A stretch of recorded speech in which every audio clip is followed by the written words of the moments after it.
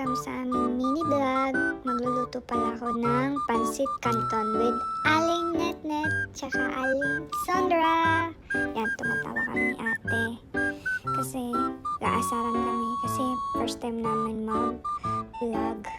Yan, nahugasan ko na dyan yung mga kailangan naming kulay. Yan, hindi ko alam yung kung ano, paano ba ako mag-i-intro.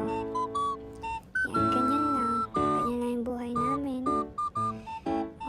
Ayan. Naghugasan ko lang yung mga gulay na pag tatagtaran ni ate. Ayan. Ayan. Ayan. Tinitingnan ko lang siya kung paano gawin. Mga naghihimay-himay ng gulay na, ewan ko, bagyo beans ba yun? Yan. Yan lang. Wala kaming ginagawa maghapon.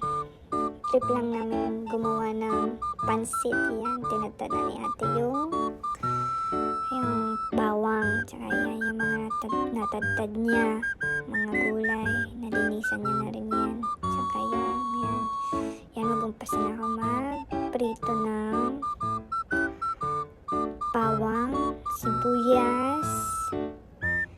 Ayan. Ako. Ayan, halo. Ayan. Hindi ako marunong ha. First time ko lang. Char. Ayan, tsaka.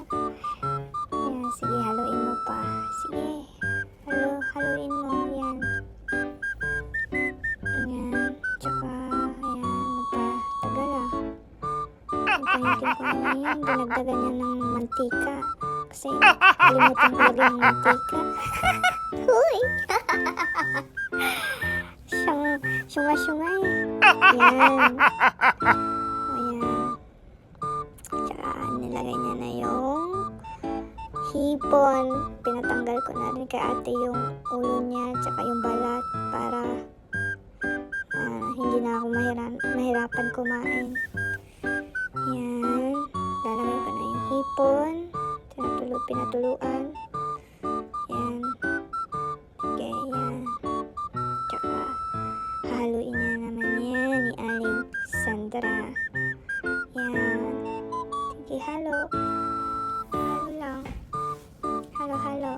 Yan. Pinalakasan niya kasi parang feeling ko, hindi naluluto eh. Huy!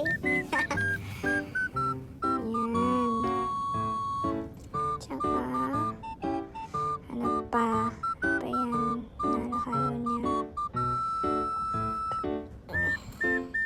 Yan, nilagay niya na yung gulay, carrots. Nilagay niya na yung carrots, halo-haloin. Tinanggal niya yung hipon kasi mabilis yan maluto. Kaya tinanggal niya muna yung hipon para hindi ma-overcook. Ayan, inisa-isa niya. Tanggalin. Yan. Ihaluin mo. Ayun, meron pa. Yan. Tanggal. Halo-haloin. Ay. Yan, ang galing. Ang galing ni Aling Sandra. Tsaka ni Aling Netnet. Yan. Tsaka susunod na dyan yung Baguio beans. Yan. Baguio beans.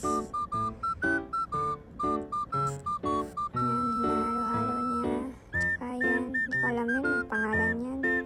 Basta yun na yan. Tapos bell pepper. Yan. Yan. Galing. Diba? Halo-halo lang. Bilis lang yan. Tapos na agad. Char. Yan. Halo-halo. Yan. Halo-halo. Yan. Galing oh. Galing yung sana maghalo. Yun. Lagay na yung butcher. Yan. Halo-halo. Yan.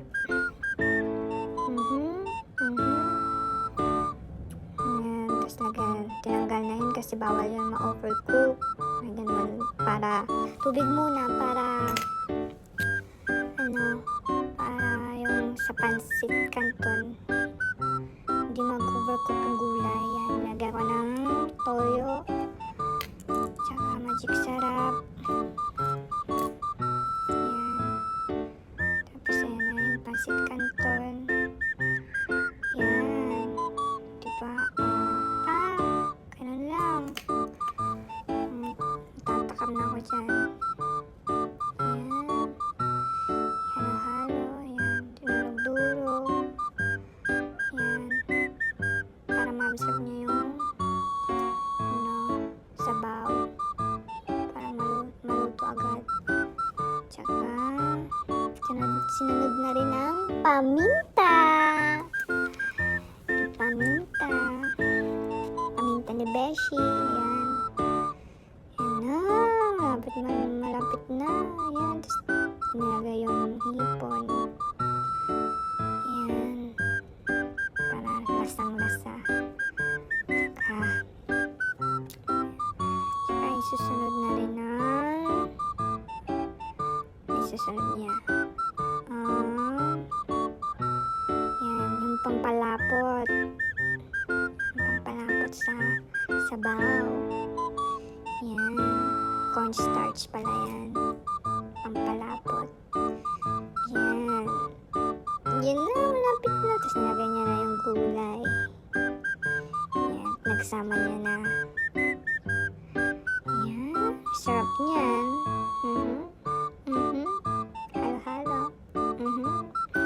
Tapos na ang luto ni Net and Alexandra.